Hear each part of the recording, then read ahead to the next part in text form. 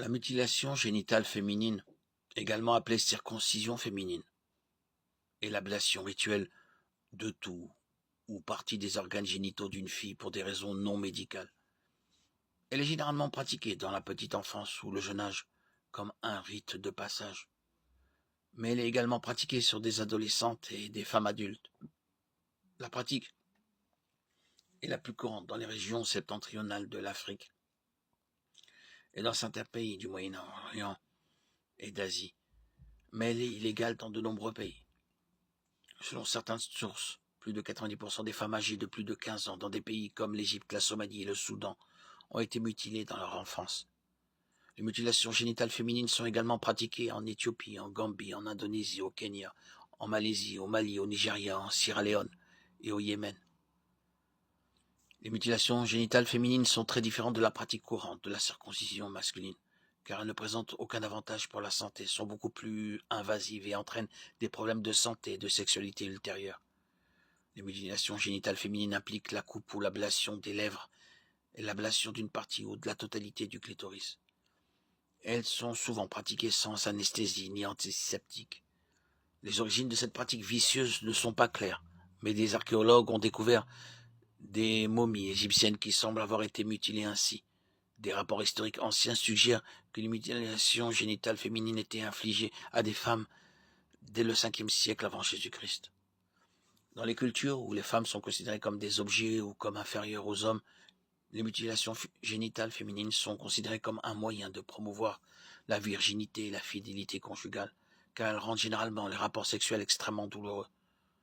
Selon l'étendue de la mutilation, les mutilations génitales féminines peuvent même rendre certaines jeunes femmes incapables d'avoir des relations conjugales ou d'avoir un enfant sans une seconde excision.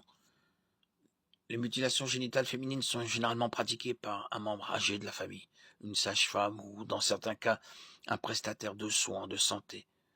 Le processus de cicatrisation peut prendre des mois et bien souvent les blessures ne guérissent jamais complètement.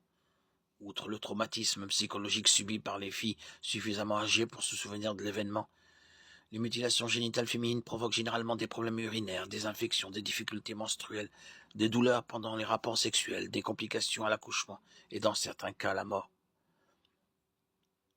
Dans certaines cultures, la religion peut jouer un rôle dans ce rituel, mais les mutilations génitales féminines n'ont pas de lien direct avec la religion. Aucune des grandes religions du monde ne les promeut, qu'il s'agisse du christianisme, de l'islam ou du bouddhisme.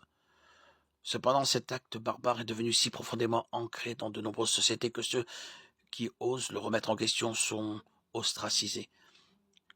Dans ces cultures, les mutilations génitales féminines sont devenues synonymes de pureté, de pudeur et de beauté, et sont généralement soutenues par les hommes, tout comme les femmes. Dans certains milieux, une femme qui n'a pas subi cette intervention est considérée comme souillée et non épousable.